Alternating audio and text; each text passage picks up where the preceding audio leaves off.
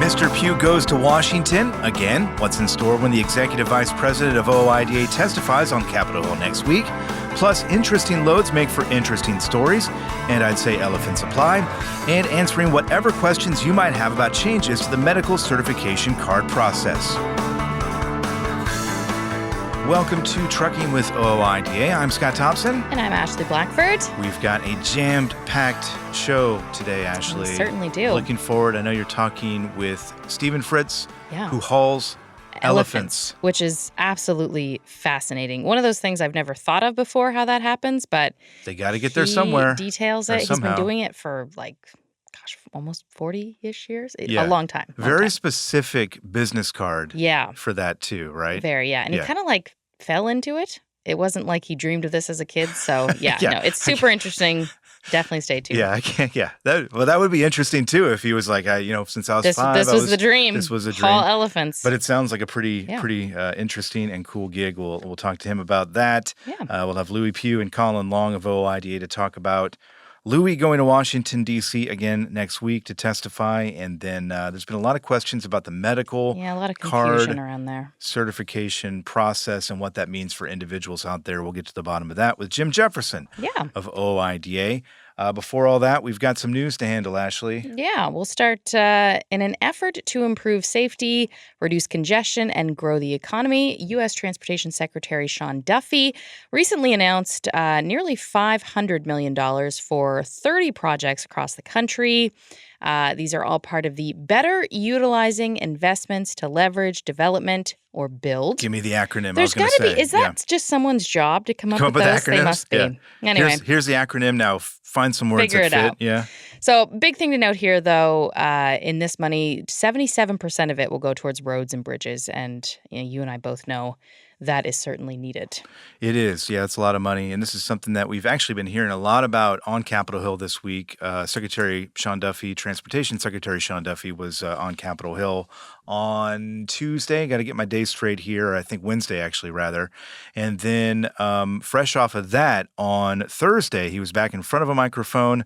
There was an event that was meant to highlight the priorities at the USDOT as it moves forward in its mission and also for the upcoming surface transportation reauthorization efforts. The Transportation Secretary did talk about all the money that is flowing in, and we heard some of the kind of the same things that we heard during his testimony on Capitol Hill. But he did also reiterate that this is about safety. It's also about when you have that much money, you want to make sure those projects actually get done, and they get done in a timely manner. And that is something that the Secretary actually brought up during Thursday's event there. Let's have a listen. We built the Panama Canal. We had rail from coast to coast. We built that. We built the interstate highway system. We have a great history of delivering great projects without a ton of money and not a lot of time. And it seems like right now we celebrate filling potholes in communities, and that's a political win. I filled your potholes. Let's all give ourselves a round of applause. We're better than that. We can do better than that. And I think if we look around our country, we have spent a lot of money, and I don't think we've delivered as well as we could have. We have our roads and bridges that are becoming too old and too dilapidated. It took us 5 years to build the Hoover Dam. 5 years. 4 years to build the Golden Gate Bridge. It took 16 years and $15 billion in California high-speed rail to not lay one track. Are you kidding me? That's the American legacy right now. We can spend a lot of money and take a lot of time and not build projects. And as for trucking-specific stuff during that event, we did hear quite a bit actually on truck parking and a few other adjacent issues on Wednesday. As for this Thursday event, not as many. This is mostly about kind of looking at the broader overall picture here. But we did hear something from Stephen Bradbury. He is a Deputy Secretary of Transportation about truck parking and another issue. Let's have a listen to that. We need to expand and improve our highways and make our interchanges safer. We need to protect the workers on the highways from interactions with traffic. We need to move forward to a reliable framework for autonomous vehicle development in this country, because ultimately that autonomous vehicle technology has the real promise to drive those fatality numbers down toward zero. We also want to fund truck parking for our truckers in this country, a critical need for safety in the United States. Also, the Secretary talked about permitting reform, streamlining that. It's project delivery. None of it makes any difference unless we deliver on those projects. So they got some big plans over there at the USDOT. We, again, have talked about this before. We saw some of this last month when they announced those 9 initiatives, truck parking, speed limiters, bye-bye, that kind of stuff. But they are really moving fast. They've really got a lot of stuff in the planning stages here. So we'll keep an eye on that and see where it goes. Yeah, another thing with Transportation Secretary, a 12-member advisory board has been chosen to help Sean Duffy with some guidance, recommendations when it comes to transportation systems across the country. First meeting on that took place this week. The goal for that is essentially just for these 12 people to help him out, give recommendations, identify investment opportunities, and all that stuff. Public-private partnerships, kind of look into those as well. So, yeah, get some insight there. Yeah, we'll keep an eye on them. We haven't kept an eye or haven't checked on, whatever words we want to use here. Haven't checked on the spot market conditions for a little bit. Let's do that right now with the help of our friends at truckstop.com. These are numbers from last week, Ashley. And we're looking at the overall market here to start with a nearly 41% jump in load availability and a 4.5% jump in truck availability. Rates, however, going the other direction here, down overall by 4% to $2.39, the same level they were at exactly a year ago at this time, which I found interesting. By equipment type, van came back down to earth after spiking during the Independence Day holiday weekend. Rates dropping 8% to $2.01, reefer rates falling close to 9% to $2.43, and flatbed rates dipping 2.6% to $2.46. So again, overall rates, unfortunately, continue to scrape the bottom of the barrel, it appears there. Yeah. Big training happened recently on human trafficking. Law enforcement personnel from all 50 states, 5 provinces in Canada and Mexico participated. CVSA teamed up with Truckers Against Trafficking to teach law enforcement things to look for, how to handle these types of situations. More than 41,000 wallet cards, 17,000 window decals, and almost 2,500 posters were distributed. And, we've heard in the past, like, small things like this can make a huge difference. Yeah. I recall somebody a few years ago from TAT sharing a story of somebody who was in a, rough situation, saw a sticker on a truck driver's window and knew that person was there and could help them. So, it can make a huge difference. That's great. Those interactions, too, just letting people know how to report things and what to look for. Yeah. Again, a short conversation can make a huge difference for sure. One more quick thing here to get to before we turn to Lewie and Colin. Virginia, I just want to point this out. I know we've got a lot of members and listeners there. The state DOT in Virginia asking for more feedback as it plans for improvements to the entire length of the Interstate 81 corridor. By the time that this month is over, July is over, they're going to have had 4 public meetings on this. They've also opened up an online survey. These are great opportunities, really, for truck drivers to reach out and bend the ear of these officials. Virginia DOT did something similar back in 2018. That led to, I think, 65 construction projects worth about $3 billion. They have money to put somewhere. Hey. You got to let them know where to do it. Bring up truck parking, bring up traffic patterns and whatnot. So an opportunity there to make your voice heard. Speaking of voices being heard, Lewie Pugh, Executive Vice President of OOIDA, is going back to Washington, D.C. next week. He's going to have a lot to talk about, and we've got a lot to talk about with him right after the short commercial break as Trucking with OOIDA continues.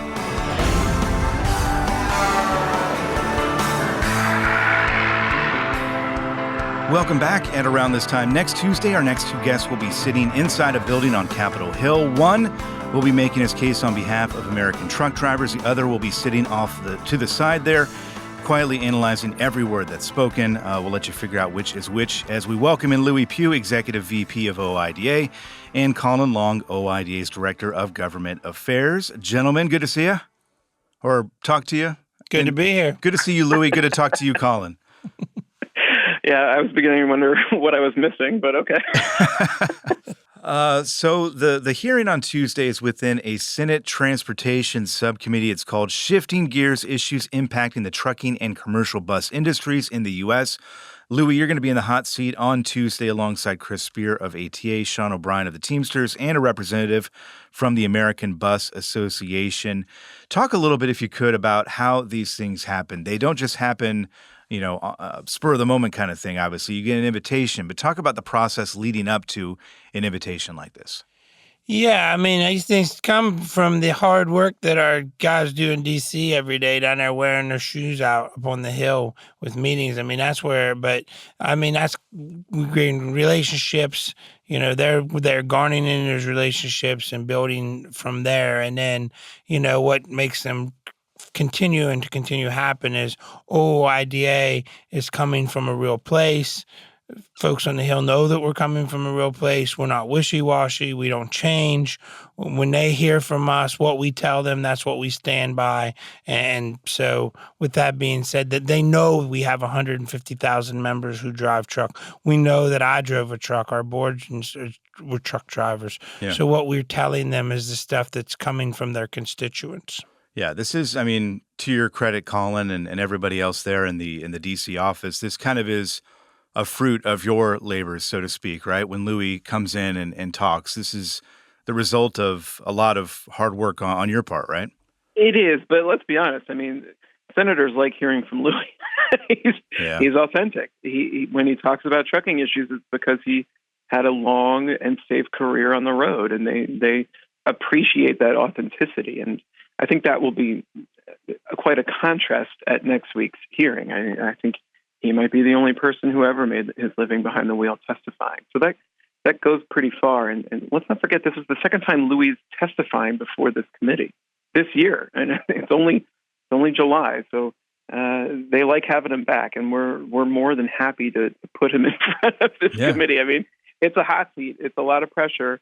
It causes us a lot of anxiety. I'm not sure it causes Lewie that much anxiety because he's just talking about what he knows, but they like hearing from him and we'll always put him up. Lewie, is that true? Yeah, I don't know. My biggest anxiety is making sure I got my first, my opening down. That's where I drive. After that, you're just answering questions about just stuff I'm answering questions. But yeah, I don't know. My first hearing, I had a little bit, I guess. But I guess the way I look at it is these people put their pants on the same way I do, one leg at a time. So, Yeah, and most of them we assume, and and most of them, if not all of them, especially on this Senate committee, I don't think have ever driven a truck or been behind the wheel of a truck, so they don't really know anything about it. So they may think they do. There's always one or two thinks they do, but so, and if they think they do, then whatever, A smart man knows what he doesn't know. Yeah, true. Now, Colin, the hearing is designed to examine the trucking industry with an emphasis on enhancing safety, reducing regulatory burdens, and ensuring the long-term viability of these essential transportation operators. Now, when you hear that mission, what first springs to mind? That's always a mission. That's been OOIDA's mission for as long as I've been around, and certainly much longer than that. So if they want to hear from experts, we're the people to do it because we're always talking about ways to promote safety, ways to eliminate excessive and unnecessary regulations, and ways to make trucking a sustainable and appealing career for American drivers. So, I think we're the perfect organization to provide testimony for this hearing. And I think folks will get a taste of what our highway bill priorities are if they don't already know. We've been talking about it for quite a while, but I think they'll start to see the breadth of the issues we cover in our testimony and that Lewie will address in the conversation. It's pretty remarkable, and I think everyone has something in it that they can say, that would be great for me as a driver because it improves my safety, it takes down excessive regulations, and it makes my career much more sustainable. You're in a bit of a tough spot though, Louis, because as you kind of mentioned there, Colin, there are a bunch of priorities that the association has, and a bunch of messages that you want to get across to these lawmakers as you're sitting across from them and meeting with them behind closed doors in their offices as well. You talk about the list there, Colin. Can you kind of run through? I'm not going to ask you to put them in order necessarily, but what message are you trying to make sure you convey to them, on Tuesday? If one were to break through, what would that be? What would that look like? I mean, kind of overarching is this notion that if you prioritize the needs of truckers in developing truck policy, you can achieve all those goals that they're trying to achieve: safety, sustainability, efficiency, so on and so on. That's what our priorities are. So if they want to craft a highway bill that addresses all these, I mean, we've given them a blueprint to do so. If you want to talk about specifics, I mean, with this committee, we're talking about restroom access, enhanced driver training, English language proficiency, the National Consumer Complaint Database, lease-to-own purchases, getting rid of them. The list goes on and on and on. And a lot of them sound like niche issues, but that's what a highway bill is for, addressing a lot of niche issues in trucking. But you'll still hear the classic things, even though it's outside the purview of this committee. Truck parking is going to be obviously discussed, as it is every time Louis comes to Washington, D.C. to talk about a highway bill. So the hits, the classics will still be playing. Louis, I'm curious, how do you prepare for these events? Get a lot of sleep. No. I mean, I got a great crew. I mean, so it's kind of like NASCAR, I guess you say. I get to do the fun part. I get to drive the car, but I got a great pit crew that makes us get a win. So, and that's why we win, because we got a great pit crew. Colin and all the guys in D.C., they prepare testimony, their written testimony, and get to me. I study that. I read that. I keep up on the research. I ask them lots of questions. I make myself a few notes to have during the thing, I guess, is kind of the way. I mean, the good thing or the easier thing about it is this is stuff we talk about all the time.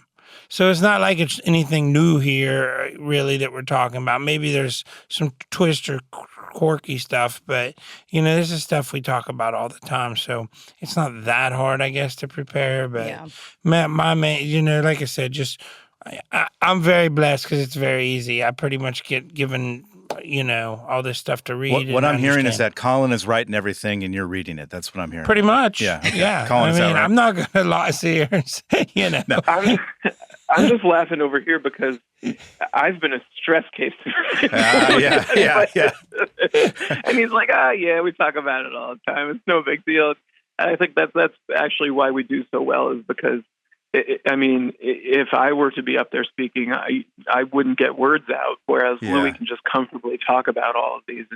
And I'm better behind the scenes, and that is an important part of it, not to toot our own horn, but our team in D.C. has been, trying to plant questions. So senators are talking about a lot of the themes we want to talk about during the question and answer portion of it. And we're talking to Senate offices about, we're not with you on this, so let's talk about something that maybe we can agree upon. And there's a lot of groundwork that goes into it, but ultimately, Louis is the one who brings it home because, again, authenticity goes a long way on Capitol Hill. Yeah, we're joking around, obviously, a little bit here, but you talked about it earlier, Colin, just the value of having someone like Louis walk into those offices and speak to these lawmakers. And Louis speaks from experience. He's got experience behind the wheel. He's obviously got experience here at the association.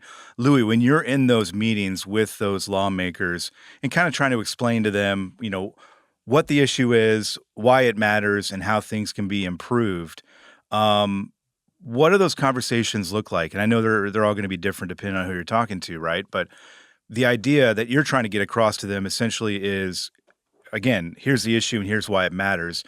They're mostly receptive to what you're talking about, I would assume.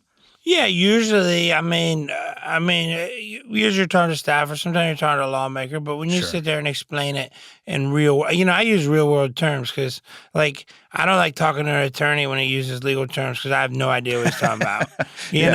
Dumb it down for me. Sure, yeah. So I dumb it down for him and try to use it in real world. Once in a while, we get a lawmaker who must have somebody in his district or her district that is a moron and has their head full of all this bullshit stuff about how great something is, like ELD or some sort of technology, speed or limiters something, or whatever. and probably to the chagrin of the DC staff, I don't mind calling bullshit when it's bullshit. Yeah. But I imagine lawmakers like that because I think they're probably used to hearing what they want to hear a lot of the time. Sometimes not, but it's not. But at the end of the day, like Colin says, we're authentic, and like I said in the beginning, they know what they're going to get from us. They're going to get the truth. They're not going to get what they want to hear always. They're not going to get passed on by attaboys. They're going to, we're polite and professional, but we're going to tell them the truth, and we never waver for that.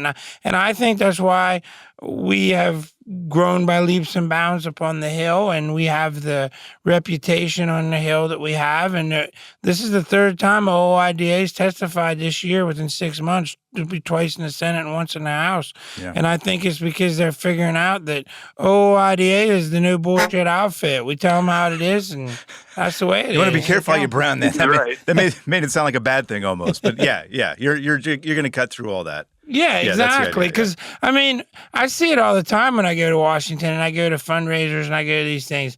There's all these lobbyists there who have no idea what they're really lobbying for. Even maybe they do, but they have no experience in that world. And it's nothing against them. I mean, we all have a job to do. Sure. But, they sit there and they can't. It's talking points. They're it's getting talking points from, and that's all they know. And it's a lot of, tap on the back and you have to do all that stuff. But when it comes down to where the rubber meets the road, they don't have that. I mean, that's one thing where I will give our guys in DC even more credit. Yeah. They never drove truck, but they've taken the time to learn the industry and understand what they can go in there and talk to any lawmaker about trucking any day of the week. Yeah. And, it's no problem because they know more than just talking points. Sure. And I'm curious now, at this hearing, you're sitting next to a few people with some differing opinions. How do you, make sure that OOIDA's message gets across? Interrupt them. Speak over them. Speak when you're not supposed to. And you'll have the chairman with the gavel, order. Yeah. No, I think, you let them say their point. I mean, some of this you don't always get a chance because, of course, once you give your opening statement, you're kind of directed by the questioning by the lawmaker. So, sometimes you don't get that chance. But usually I write things down that I want to counter. And if I get an opportunity and ask a question, I say it. And as my wonderful boss, who's done this a million times and is fabulous at testifying, Mr. Spencer, sometimes you just don't even answer the question he asks you. You just say what you want to say to get it out there. Yeah. That's the trick, isn't it? That's what the politicians do a lot of the time. That's what they do, and that's one thing that I've learned from Todd. Just he always says, if you got something to say it. So yeah. Hey, Colin. Obviously a lot of issues are going to come up here, and I think just the fact that Lewie is there again speaking is a win. But coming out of this Wednesday morning, as you kind of look back after this is all behind us, this is another hearing behind us. What does a win look like for you? I want lawmakers to embrace what, frankly, the Trump administration has been doing since they took control in January, which is, again, prioritizing the needs of truckers when developing trucking policy. And we think we think that should be an easy pitch for lawmakers. I mean, a lot of their constituents are truck drivers. A lot of their voters who they're sent here to represent are truck drivers. So it shouldn't be difficult to convince them that they should embrace a lot of these pro-trucker policies that we've been putting forward. So I would just love to see movement on things like restroom access and lease-to-own scans and the laundry list of items we're going to be covering, because I think there's something that every member of this committee should be able to latch onto. Louie, what about you? What's a win look like after your trip is over? I win to me. Being invited back. What'd you say? Being invited back. Being invited back. Hey, it's worked so far. Yeah. No, I think a win. I would echo what Colin says. At the end of the day, it's time for lawmakers to start realizing that the men and women behind the wheel are the real experts on safety, and they need to start listening, because if they, as Colin would say, if we would address these policies, the difference in safety on our highways would turn around overnight. Well, we had late last month, we had those 9 initiatives that came out from the USDOT. That was a huge win. We talked about it here on the show. there's no reason to believe that we can't have more of those moving down the line here, right? With overtime pay, with restroom access. That's what we're getting. I mean, that's that's all coming from Duffy and the Trump administration to give credit where credit's due. So it's time for the House and the Senate to take notice of what's happening and do the same thing, because there's the rules and regulations that they're going to have to do that FMCSA can't do. Yeah. So, and I mean, this committee, it's not from this committee, but just like our Got Trucker Act and paying truckers overtime for over 40, and by that, right there's a prime example of something that Congress needs to do. Truck Parking Safety Improvement Act. There's something Congress needs to do. The Trump administration and Duffy and them killed speed limiters, but Congress needs to pass the Drive Act and kill it completely. Yeah. These are things that need to be done. Just easy things right off the top. Sure, Colin. If I may. Yeah. Not to let the cat out of the bag, but I think this will feature in Lewie's opening statement, is that we're going to make the point, for far too long, large carriers, their shareholders, trial lawyers, safety advocates, law enforcement have been calling the shots on what trucking policy should look like in Washington.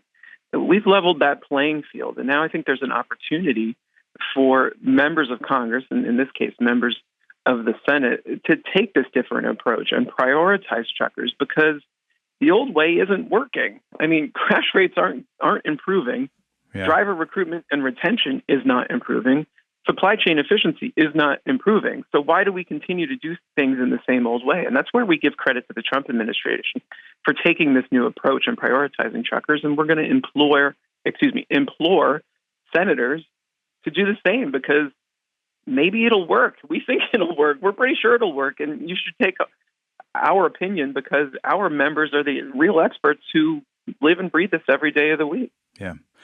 We will be watching Tuesday morning. Colin, we appreciate your time. Lou, we appreciate yours as well. Yeah. We do have to take a quick break, but Trucking with OOIDA continues right after this.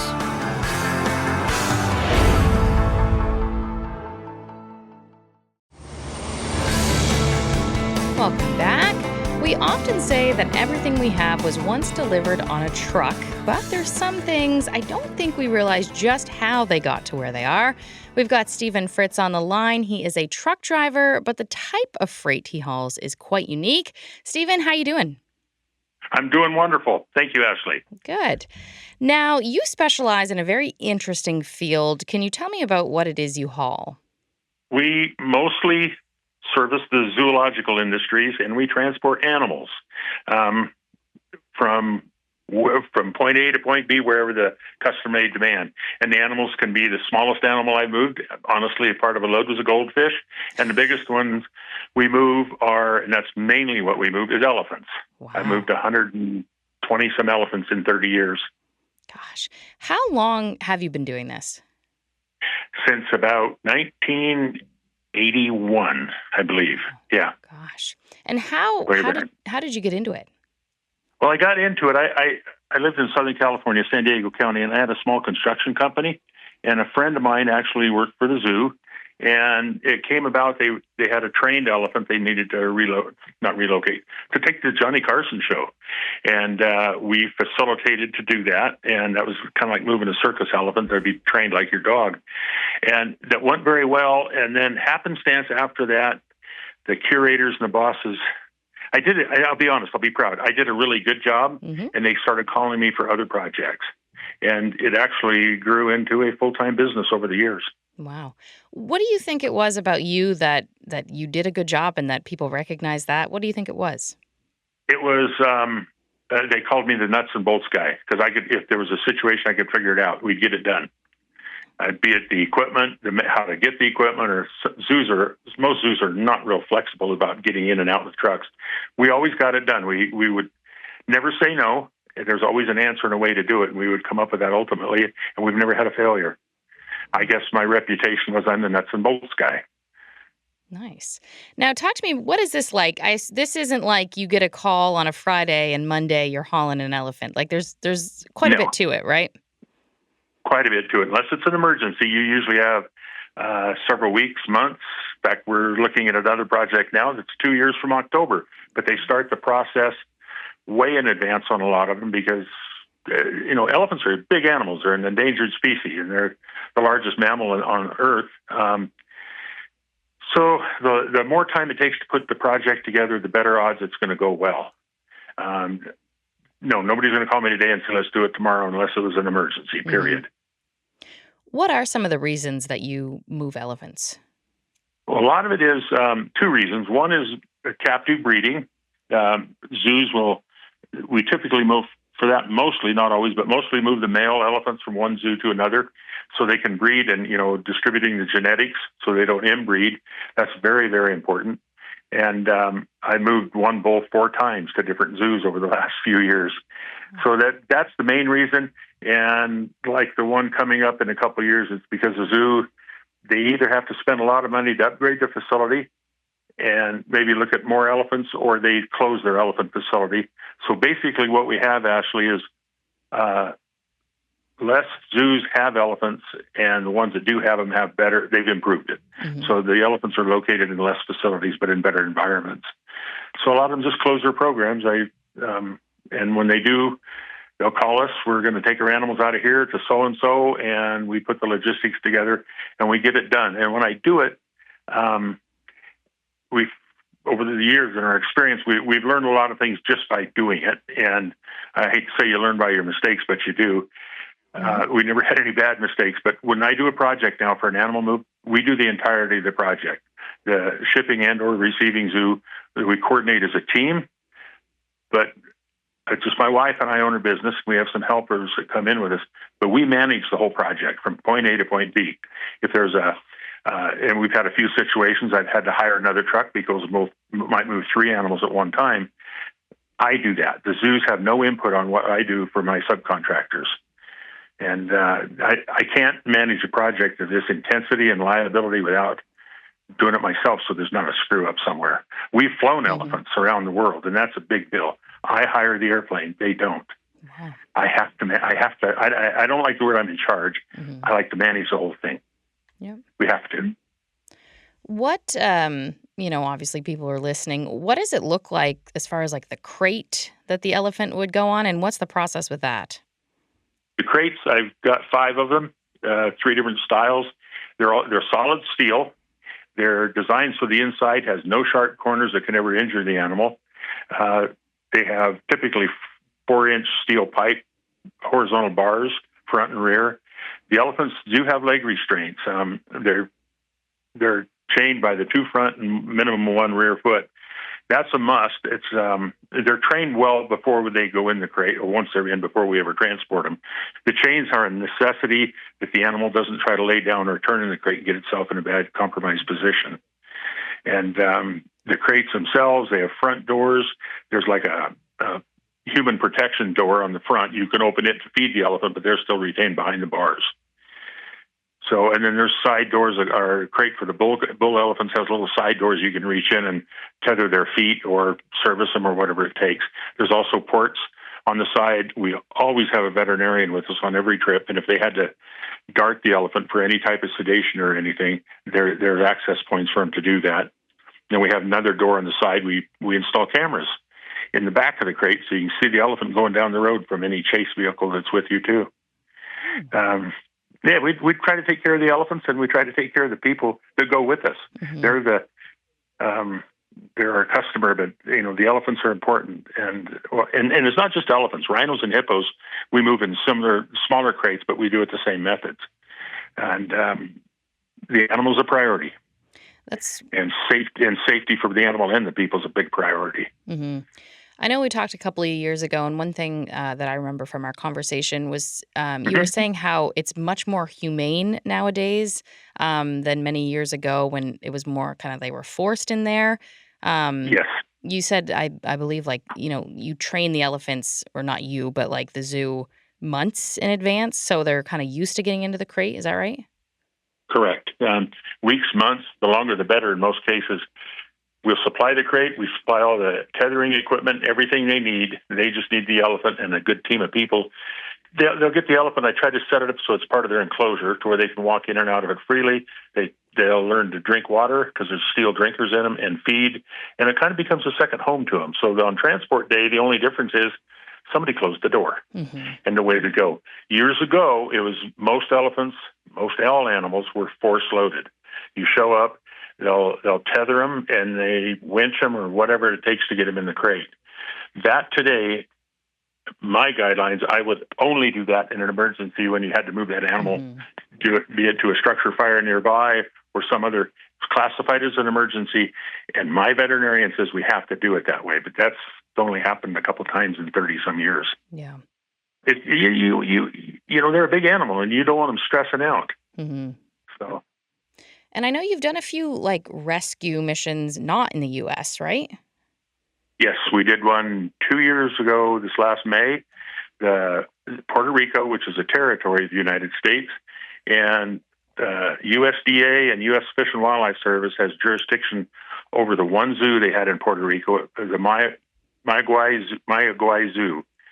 And after the hurricane they had there 7-8 years ago that devastated the island, the zoo was closed to the public. And for 5 years, it was dilapidated. They barely took care of the animals. A lot of them suffered and died. And finally, the federal government came in and force closed the zoo.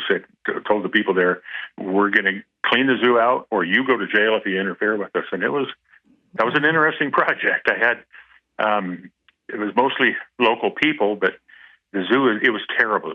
The living conditions were pathetic for these animals. And that was a real humanitarian rescue by everybody involved. It was private, donated monies put up at a animal rescue center that paid all the bills. I mean, I didn't donate. Nobody donated except the people that put up the money to get the project done. And we rescued 704 animals out of there in 4 months. Wow. My gosh. And every animal, my part of the project was we helped with all of it, but I had to find large enough crates and trucking and transportation. We trucked them all to Jacksonville, Florida. They were put on a barge line that boated them to Puerto Rico. And then they had to go to Puerto Rico with the trucking companies there. And that's a different world, but we got through it. And then we trucked the crates to the zoo, trained the animals. I had a rhinoceros crate, or 3 crates, but I had a rhinoceros, 2 hippos, a donkey, a deer, and an elephant was my main project. Wow. And we coordinated those on trucks and crates. Atlas Airlines supplied me with the 747, and we loaded them up and flew them to Jacksonville, Florida. Took them off and put them on 2 semi-trucks and distributed them around the country. They were all donated to other zoos. That was all paid for by private funds. Wow. But it was such a good feeling to see these poor animals go to a better home. Mm. And then after the fact on that, I ended up, the last shipment out, they coordinated it there. They closed chartered a FedEx plane on Memorial Day 2 years ago, and it flew into Dallas, Texas. We met the airplane there. They had other 300 and some animals on it. I had a 53-foot refrigerated trailer, and they loaded it with 252 reptiles, snakes, lizards, and turtles. And we trucked those all the way to Los Angeles. Wow. So, my gosh. It's a real responsibility. It's fun, but you focus on what you're doing when you got live animals. You don't have an option. Mm-hmm. Yeah, I bet. Yeah. It sounds like you certainly don't have a boring job, that's for sure. Not when that happens. No. That was one of we've had some intense projects, but that was a multi-animal, multi-species project. And it was very intense. And then in Puerto Rico, we had almost 30 armed security officers between the USDA, the local police, and the state and the federal fish and game because of the bad, people, the activists that were against what we were doing. Yeah. So yeah. I stay out of the reasons why, but we do what we're supposed to. Yeah, exactly. So, but I'll talk back on our trucking industry. It's fun when you work in other countries with their trucks and their people, and you learn different methods. Mm-hmm. And we've flown one out of Melbourne, Australia, and one out of Auckland, New Zealand. And those people over there, for some reason, their steering wheels are on the wrong side of the truck. I don't know how they do it. Yeah. Well, Stephen, I very much appreciate your time and speaking with me. You have a fascinating job, and so I appreciate it. Anytime, Ashley, please. Thank you. We've got to take a short break, but coming up, we'll clear up some med card confusion. Stay tuned.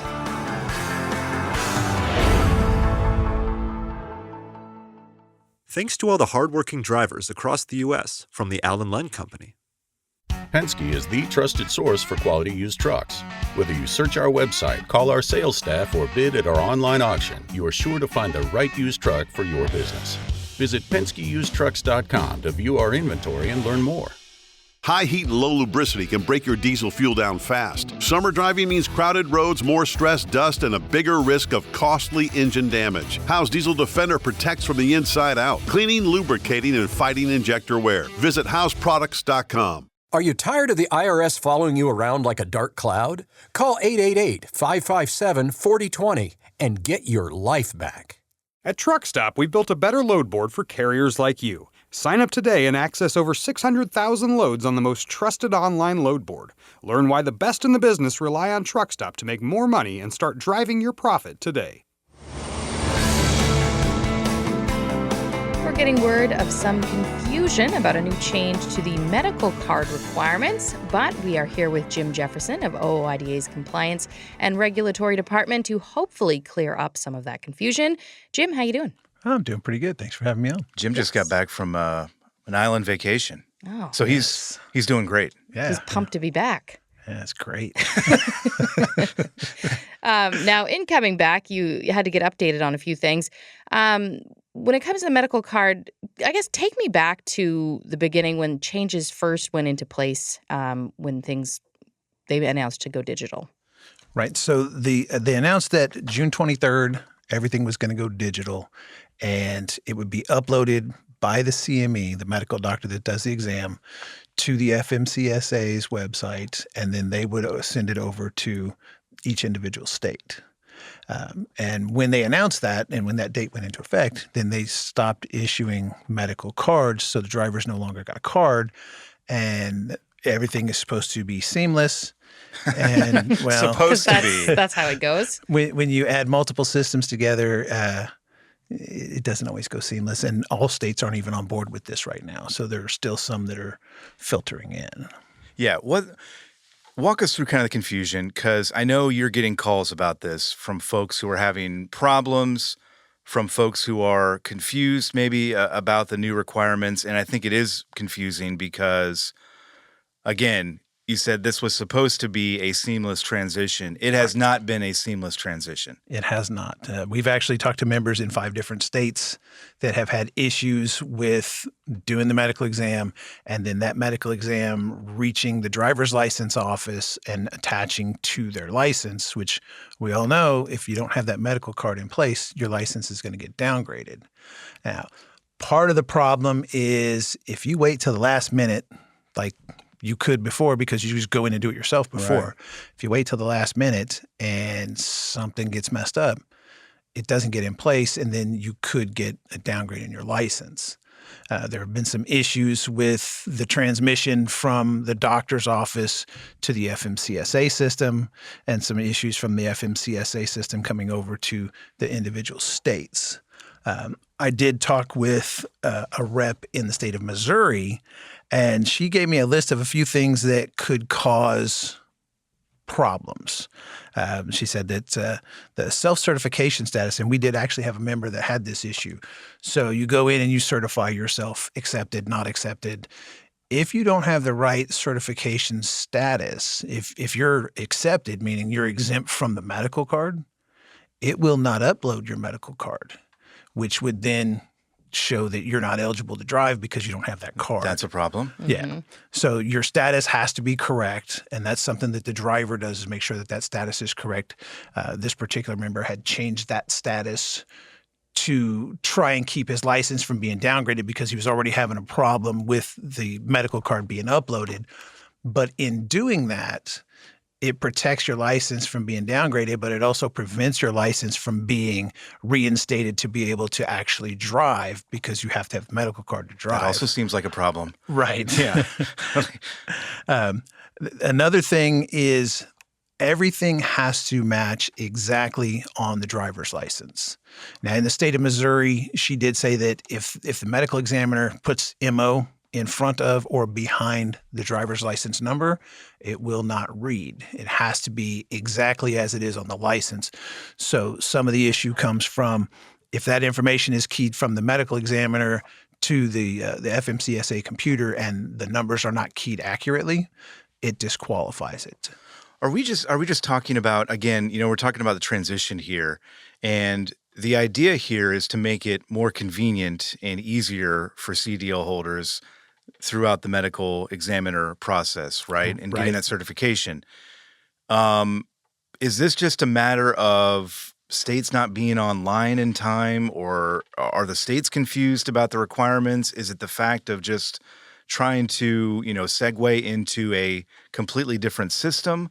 Like, what is the disconnect here, I suppose, between the two, between what we want and what we're getting right now? I think there's a few disconnects. I mean, part of it is coming online with this new system. I mean, it wasn't like tested out or anything. Is here's the date.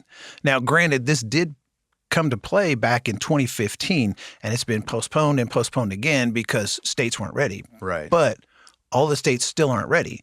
So we've got 38 states and District of Columbia that are on board, but there's still 12 states that are not. So if you're in one of those 12 states, you still have to get a copy of your medical card and make sure that everything gets uploaded to your particular state, which causes some confusion because if you're in a state that, say, they're not on board yet, and you get your medical card from a doctor in a state that is on board, and the doctor's saying, well, no, we're on board and we'll take care of it. Well, yeah, they can take care of it getting it to the FMCSA, but from the FMCSA to the state doesn't happen because that state is not on board with that system yet. Right. So there's some confusion coming in there. Other parts of the confusion is if they don't key everything in accurately, and that could be on the driver when they fill out the paperwork, it's not clear for them to read, or on the CME when they're typing that information in to upload it to the FMCSA, they miskey something. So if something gets messed up, then it creates a hold and it has to all go back to the CME, who then has to correct it, resubmit it to the FMCSA, who then resubmits it to the state. I mean, it seems like you got so many cooks in the kitchen in this case, right? Absolutely. That's part of the issue, I would assume. Have you heard from anyone who's run into issues on the side of the road with their medical? Yeah, that's a big one. Not on the yet. side of the road yet. Okay. We have had a couple of members that have said they've got letters from the state saying that their license is going to be downgraded because there's some confusion. They've got their medical card, but it hasn't reached the state like it's supposed to. In the state of Missouri, we have talked to a couple of members. Like I said, one of them, there was an issue. The other one, they had no explanation as to why it didn't get upgraded the way it was supposed to. They went in and they pulled it again because we reached out. They went in and they can reach out to the FMCSA and pull that information on a driver directly. And they were able to pull that, and it showed up fine the second time. So they don't know what the transaction happened the first time that actually didn't let it transfer over. So they're working on it. And the waiver that the FMCSA has in place for that 15 days now, that's going to be of some benefit as long as everything happens within 15 days. Let's make sure we talk about that waiver again, too, because it only applies to the folks in those 12 states, right, where the system isn't fully up and running yet. Right. So the waiver gives you an additional 15 days for your state to get everything uploaded. In the event that it doesn't get uploaded in that 15 days, then there's an issue. Part of the requirements for the waiver is you got to get a copy of your medical card from the doctor, and basically you're going to carry that with you. If you get stopped roadside and they see that your license doesn't have the medical card attached, you can show them your medical card, and they're not supposed to write that violation or put you out of service. Now, Sure. Prior to this, we know that's not what happened. Right. Yeah. I guess that's a good question, too, is, as we're looking at this and it sounds like the transition, transitions can be messy. We understand that. It sounds like this one is causing problems for quite a few people out there. But when you get these calls, I guess maybe more of a blanket kind of piece of advice for people out there with regard to this. Is it just make sure you've got a physical copy with you just in case? Or, what are you telling people? Right. So you want to make sure you've got a physical copy of your card. If you're notified by roadside or if you get a letter from the state saying that your license is due to be downgraded because you don't have a medical card, there are steps to follow. The first step is going to be reaching out to the medical examiner that did your medical exam and having them resubmit your documentation, making sure that they look at, because they're going to have a copy of your driver's license, making sure that they compare that number and make sure that everything on there matches identically. So it starts there. If that doesn't fix it, you reach out to your state driver's license agency and have them reach out to the FMCSA because they can pull that information from their side as well. And then finally, if neither one of those two agencies are able to correct it, there's a phone number that you can reach out to the FMCSA and get the FMCSA involved in it as well. So they've got 3 steps on here on what you can do. Hopefully it gets taken care of in step number 1 or number 2, because reaching out to the FMCSA help desk is going to take a long time. Yeah, for sure. Yeah. I'm wondering, again, as we look at the current situation here and what we're dealing with and what we're hoping this will be over time, and I think what they envisioned all the way back more than 10 years ago when they kind of started this process. Ultimately, do you see this being a net positive? Do you see this being a more efficient process for folks out there? I know there's concern.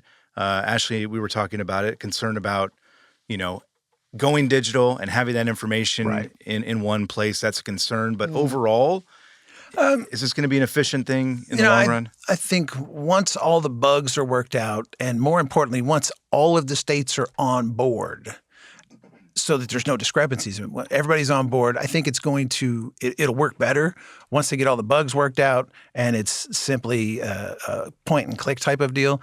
Now, I'm sure there's still going to be an occasional issue where somebody fat fingers a number and reverses to, and that will have to be corrected on the medical examiner side. But once the system is up and running and everybody is involved in it, I think it's going to be a more efficient way for the drivers to get their stuff done and not have to worry about it. I mean, it will take one more thing off of their table.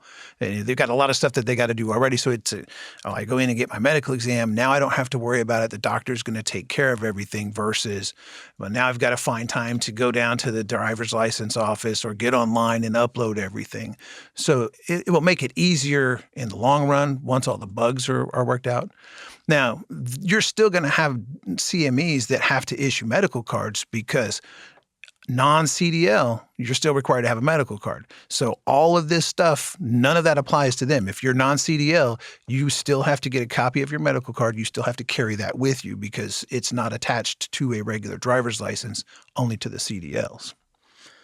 There it is. I think we clear up all the confusion. Yeah, everything's good now. Yeah, all right, we're all all clear. As well. Yeah, and obviously if people have questions or concerns or problems, they can call you and your colleagues there, 816-229-5791. If they're having problems, you like to hear about those things because they help you understand what people are dealing with out there. That's a helpful thing. Yeah. If they have issues, they can give us a call. We've reached out to a couple of the states themselves to find out what the states are doing, and it helps to get that information, that feedback from the states as well to find out, well, this state is doing this or this state is doing this, to make sure that something is happening to take care of these guys because, I mean, they got enough to deal with out there already. Yeah, absolutely. Yeah. All right. We don't need more confusion for sure. Yeah. We appreciate your time. Thanks so much. Yes, thank you. All right. Thanks for having me.